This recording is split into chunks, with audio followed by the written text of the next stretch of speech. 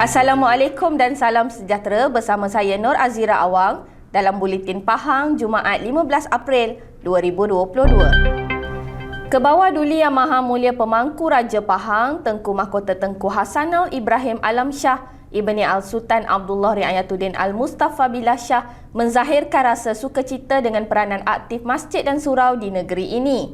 Titah baginda, peranan masjid telah diperluas sebagai pusat penerangan, keilmuan, kebajikan dan juga aktiviti sosioekonomi.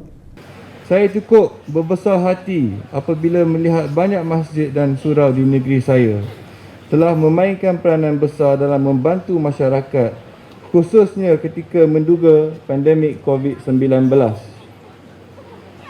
Takbir urus sebeginilah yang saya mahu ahli-ahli karya, jawatan kuasa dan pegawai-pegawai masjid tonjolkan lebih-lebih lagi dalam soal kebajikan rakyat. Banyak masjid dan surau di negeri saya yang begitu aktif mengadakan program food bank sehinggalah kini. Alhamdulillah, saya berharap usaha ini akan dapat diteruskan agar golongan yang benar-benar memerlukan tahu masjid adalah lokasi yang boleh mereka tuju. Baginda bertitah demikian pada majlis perasmian Masjid Kampung Batu Sawah yang dinamakan sebagai Masjid Osman bin Affan dan juga majlis berbuka puasa di sini. Masjid berkenaan mula dibina pada 10 November 2008 dan siap pada 22 Ogos 2009 dengan kos sebanyak RM450,000 serta mampu menampung kapasiti 300 orang jemaah dalam satu masa.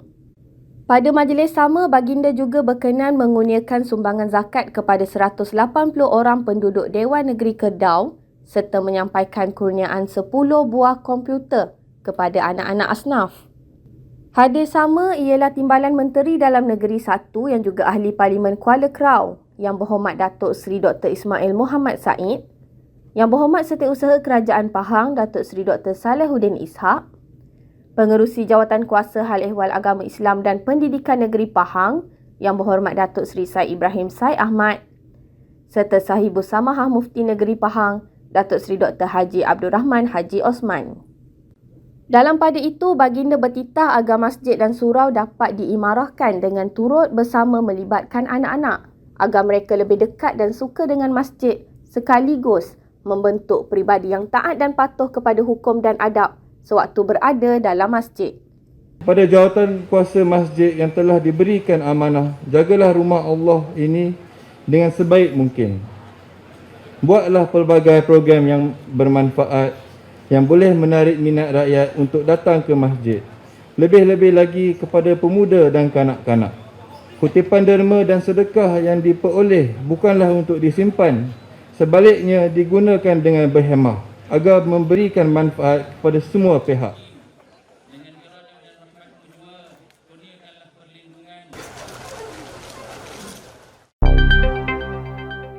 Seramai 631 pelajar sekolah rendah dan sekolah menengah di Dewan Negeri Benta menerima bantuan persekolahan di bawah program Pahang Pride Student dalam satu majlis di Dewan Balora Benta. Pengerusi Jawatan Kuasa Pertanian, Industri Asas Tani dan Bioteknologi Negeri Pahang Yang Berhormat Datuk Seri IR Haji Muhammad Sofi Tan Sri Abdul Razak berkata, pelajar menerima kad potongan harga bagi setiap pembelian barang sekolah selain kotak berisi buku, pensel, kalkulator, buku tulis serta alat-alat tulis. Katanya inisiatif Yang Amat Berhormat Menteri Besar Pahang ini jelas membantu meringankan beban keluarga setiap pelajar terlibat dalam memberi semangat kepada pelajar. Dalam pada itu, beliau berkata kemampuan kerajaan negeri dalam menyediakan bantuan berkaitan adalah di atas faktor kedudukan kewangan dan politik semasa negeri yang stabil. Beliau juga bersyukur kerajaan negeri Pahang begitu prihatin kepada permasalahan rakyat di negeri ini dan peranan terbaik Yang Amat Berhormat Menteri Besar Pahang di dalam matlamat mengurangkan beban rakyat khususnya di negeri Pahang melalui penyediaan bantuan persekolahan kepada anak-anak.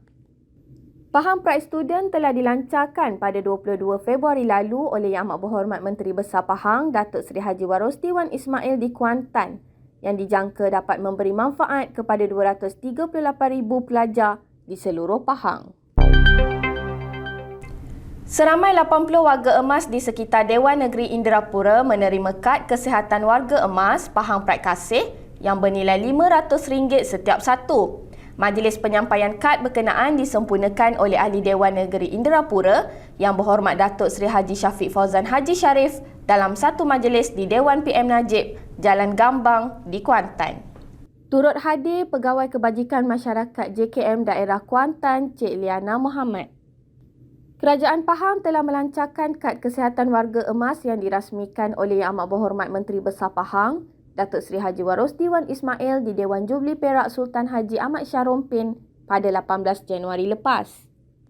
Pelancaran kad ini adalah bukti Kerajaan Pahang amat prihatin dengan kebajikan warga emas bersasar di negeri ini, di mana seramai 18,000 orang penerima akan menerima kad bagi mendapatkan rawatan prosedur am di klinik-klinik swasta terpilih di seluruh negeri ini.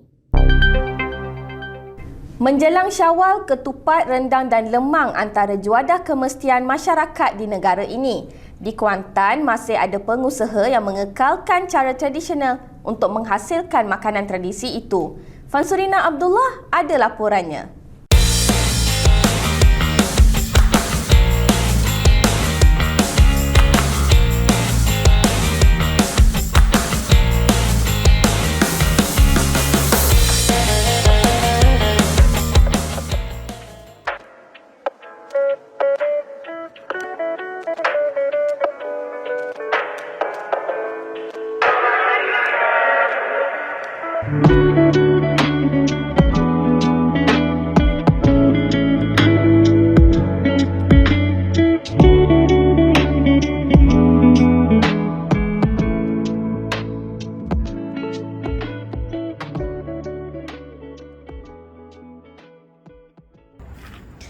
Sambutan perayaan Aidilfitri pada fasa endemik COVID-19 tahun ini pastinya lebih meriah selepas umat Islam tidak dapat meraihkan Hari Raya seperti biasa selama hampir 2 tahun kerana penularan wabak pandemik itu.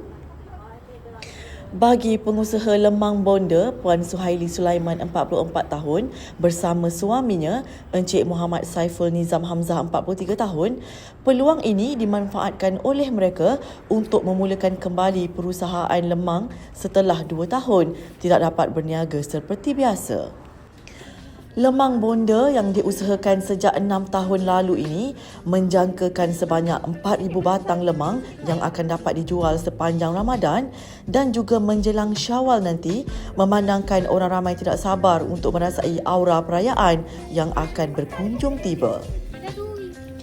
Menurut Puan Suhaili, pada setiap hari kecuali Jumaat, dia dapat menjual 90 batang lemang sehari, manakala pada hujung minggu pula, dia akan membakar kira-kira 150 batang lemang sehari kerana ramai antara pembelinya datang dari negeri lain seperti Melaka dan Johor selain pelanggan tetap di sekitar Pahang.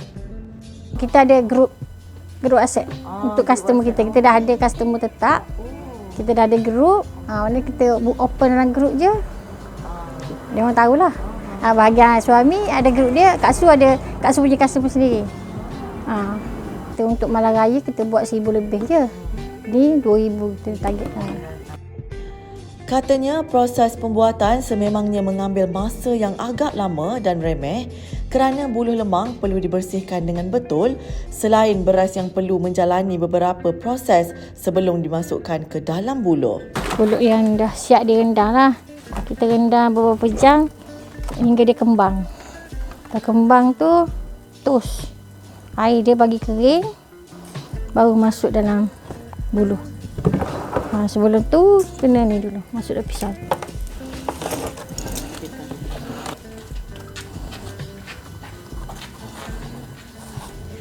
Proses membakar lemang juga mengambil masa kira-kira 4 jam sebelum boleh dijual kepada pembeli bagi memastikan ianya benar-benar masak dan kualiti lemang terjamin. Perusahaan lemang bonda dimulakan seawal jam 10 pagi untuk proses membakar lemang dan dibuka untuk pembelian seawal jam 2 petang hingga 6 petang di lokasi berhampiran dengan Universiti Islam Pahang Sultan Ahmad Shah UNIPSAS di Kuantan. Selain lemang, Puan Suhaili turut menjual rendang daging dan rendang ayam mengikut permintaan daripada pelanggan sekiranya ingin makan bersama lemang.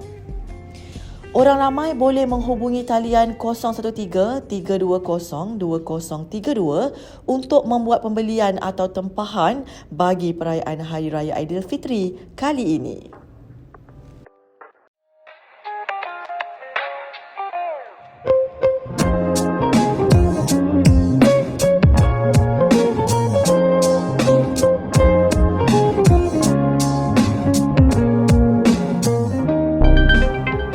Sekian Buletin Pahang pada hari ini. Jangan lupa ikuti kami di Facebook, Instagram, YouTube, Twitter dan TikTok untuk mendapatkan berita terkini di Pahang. Assalamualaikum.